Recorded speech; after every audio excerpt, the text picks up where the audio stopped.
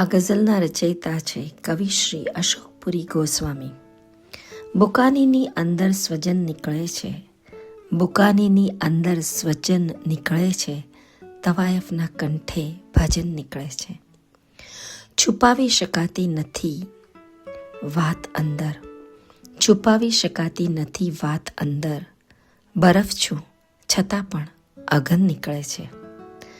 તપાસ્યું છે કારણ ડૂબી કેમ નૌકા, તપાસ્યું છે કારણ ડૂબી કેમ નૌકા, પુરાણી સ્મૃતિનું વજન નીકળે છે. સતત આમ ભટકે કઈ ઝંખનામાં, સતત આમ ભટકે કઈ ઝંખનામાં, લઈ રૂપ મનનું પવન નીકળે છે.